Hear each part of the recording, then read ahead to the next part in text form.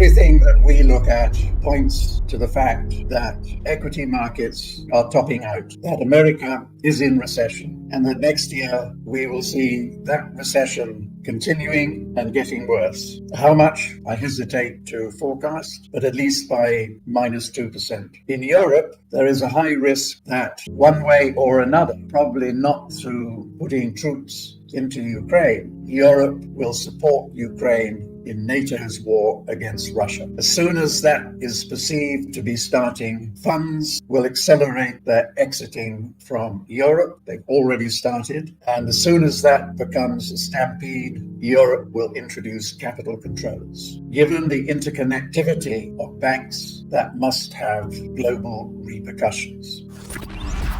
My next fear is that following Israel's attack on Qatar, that we are going to see an escalation in Middle East tensions. I think the big repercussion is that the Gulf states are starting to see that America is an unreliable partner. For instance, Saudi Arabia has just signed a defense pact with Pakistan. I think the odds are rising that possibly in the first half of next year, we will see more violent attack on Iran by Israel and America. Israel needs Iran at least having a regime change, if not something much worse, as part of their objective of achieving greater Israel. America wants regime change in Iran in order to get control of Iran's energy resources. I think in the bigger picture, America's objective is to get control of global energy resources, and in that way you get control of the world.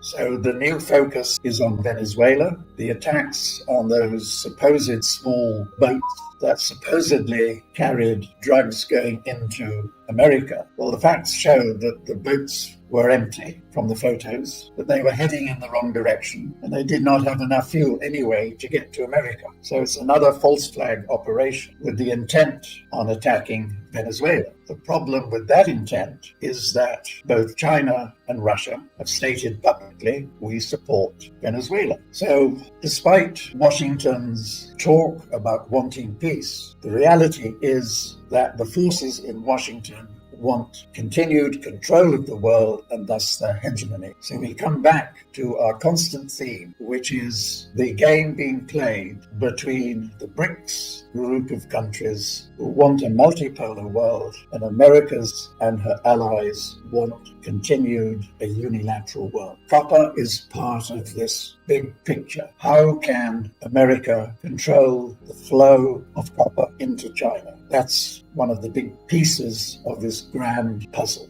China backs Pakistan. Pakistan's army is supplied with Chinese equipment, fighter planes, etc. And as we saw in the air battle between India and Pakistan, it was Pakistan that was the outright winner. So China is behind Pakistan. China is behind Iran, as is Russia. In Saudi Arabia, Shanghai's gold exchange is building or has built a gold vault so that China can sell all the oil that it wants from Saudi Arabia in Chinese currency. And Saudi Arabia can convert what Chinese currency they don't want to hold into gold located in Saudi Arabia. Now, at the moment, Saudi Arabia has a trade surplus of $20 billion, but that trade surplus is actually falling as China's exports are increasing at a faster pace than Saudi's to China. But there is the financial relationship, as well as China being a common party with Pakistan and Iran. So it's interlinking defense and finance. And thus, the more that China settles their oil deficit with Saudi Arabia in Chinese currency, therefore less dependence on dollars. This actually is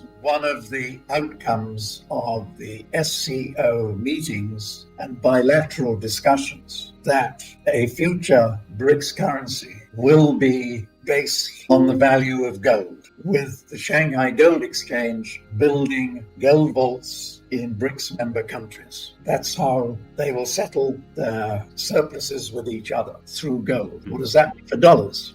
Talking to well-connected friends in France, I don't think there will be a ground force going into Ukraine to support Ukraine. I think that it will be air support, long-range missiles going into Ukraine. My friends say any outcome that materializes is a bleak one. It's both political. If there is an election tomorrow, Le Pen will win hands down. How does France get out of its financial and debt difficulties? It will first, if it has not already, approach the ECB. All the ECB can do is to flood the system with money. Where does the money come from? The printing press. If that doesn't work, they will have to go to the IMF, and all IMF bailout treaties include austerity programs. Germany is another wild card. The Bundesbank now, as well as the Audit Office, have come out publicly and said that the 100 billion that is being proposed by the Chancellor will be used to fill gaps in state budgets rather than for what they're supposed to do,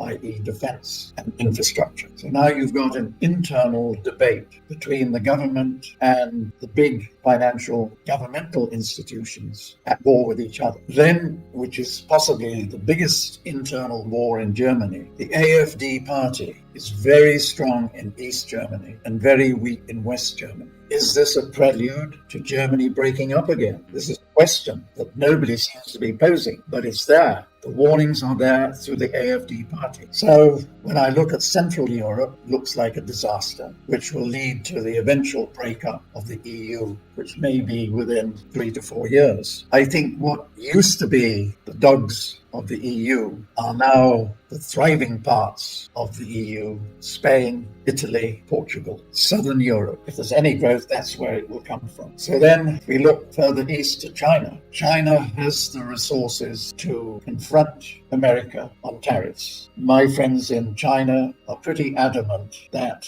China is going to stand firm on America's tariff policies. They give on the easy things like TikTok, but on the big issues, no give whatsoever. Household savings in China this year, $4.7 trillion, same size as Germany's GDP and bigger than those of Japan, France, Italy, and so on. They've held their hand on fiscal stimulus, waiting to see how the tariff negotiations develop. So my sense is that real GDP will grow by 5.2% this year. Our better guide to what the economy is really doing is nominal GDP, which will come in at 4%. So that's more than double most of the OECD countries. And then when you look at what China, as I mentioned earlier, is planning to do on, one, its own currency, and two, that of the BRICS, the day will come when China will announce that its currency is supported by the gold that it owns, which in the private sector is 25,000 tons plus, and in the state sector, the same amount. The second thing that China is planning to do is not just having gold as a passive reserve, but changing its tier 1 status into an active monetary status, so that gold can be physically used to finance trade and finance. Big change.